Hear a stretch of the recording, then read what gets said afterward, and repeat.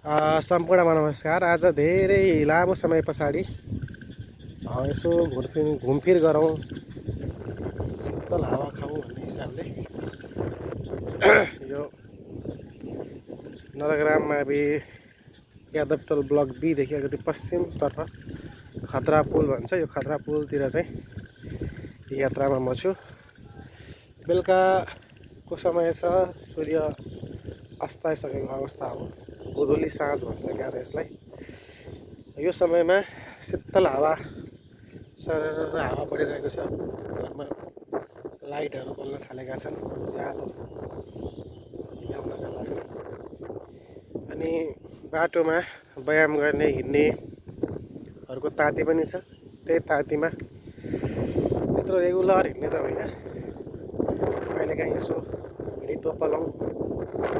स्वास्थ्य बन्ने त ठुलो चाहना, तर अल्छी नै भनौँ, अल्छी गर्ने समय नमिल्ने यो क्रम चलि नै रहन्छ। यो सबै बाहनै हुन् उनीहरूलाई, होइन, नभ्याउने भन्ने यस्ता कुराहरू भन्ने सबै बाहनै हुन्।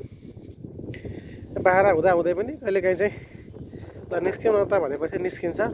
त्यही निस्किएँ आज, लगभग आधी एक घन्टाको यात्रा गरौँ भनेर। र यसरी भ्लग नबनाएको त निकै नै समय भएछ, 1-2 वर्षै बितेछ। खासै राम्रो भ्लग बनाउने मान्छे त होइन, तर पनि यसो फेसबुकमा युट्युबमा कता अरूहरूले बनाएको देख्दा आफू पनि बनाउन भन्ने लाग्छ। त्यत्रो भ्लगै बनाउनु पर्ने आजको विषय त केही पनि छैन। यो तपाईँहरूलाई देखाइरहेको सुन्दर हावा, यो गर्मी मौसममा हावा चलेको शीतल मौसमलाई अनुभव गर्न त सक्नुहुन्न, दृष्टिमा पनि नअटाइएला। मैले बयान गर्न कति सक्छु त्यही बयानलाई नै हजुरहरूले चाहिँ स्वीकार्नुहुन्छ भन्ने आशा पनि लिएको छु। यस्तो छ, अब देश बन्ने क्रममा छ, हामी पनि बन्नुपर्छ। हामी जुन क्षेत्रमा छौँ त्यो क्षेत्रलाई बनाउनुपर्छ, अनि मात्रै देश बन्छ भन्ने हो आफ्नो भावना। माथि बसेकाहरूले के गरिरहेका छन् भन्दा पनि म जहाँ बसेको छु त्यो बसेको ठाउँमा मैले के गरिरहेको छु, मैले 100%मा कति % दिएको छु भन्ने मूल्याङ्कन गर्नु पर्यो। त्यसो मूल्याङ्कन गर्दा पनि आफूलाई अन्डर एस्टिमेट पनि गर्नु भएन र आफूलाई चाहिँ ओभर इभ्यालुएसन पनि गर्नु भएन। मोडरेटमा म कस्तो छु त भन्ने हिसाबले गर्नु पर्यो। र साँच्चै मलाई मेरा लागि तोकेका जिम्मेवारीहरू अथवा मैले नै गर्नुपर्ने जिम्मेवारीहरू, कर्तव्यहरू कति प्रतिशत चाहिँ मैले पुरा गरेको छु भन्ने कुरालाई पनि ध्यान दिनुपर्छ।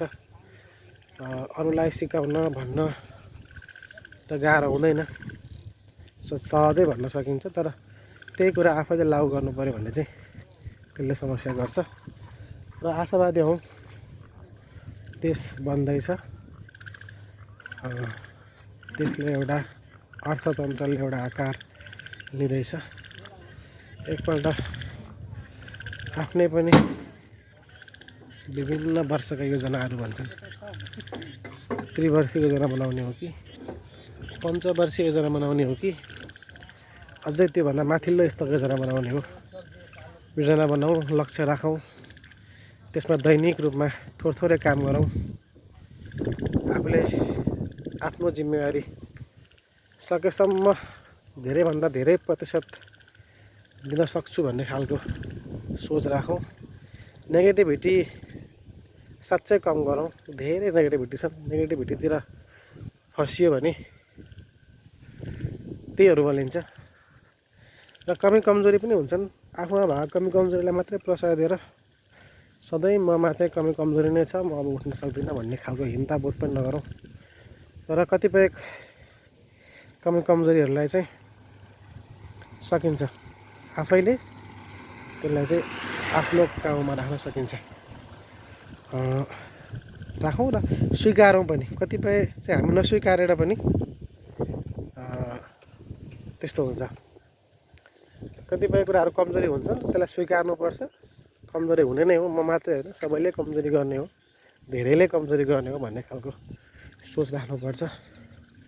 एउटा भनाइ म सम्झन्छु।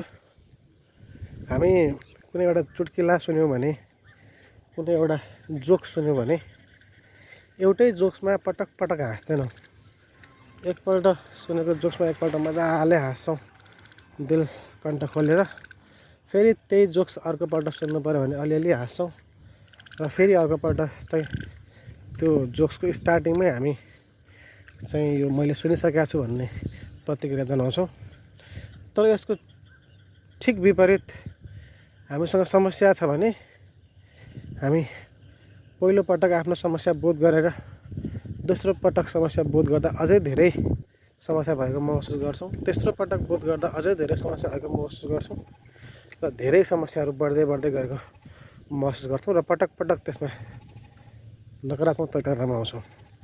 त्यही भएर समस्या हुन्छन्, त्यसको निक्रोल पनि गर्नुपर्छ, त्यसको छानबिन गरेर जरासम्म पुग्नुपर्छ।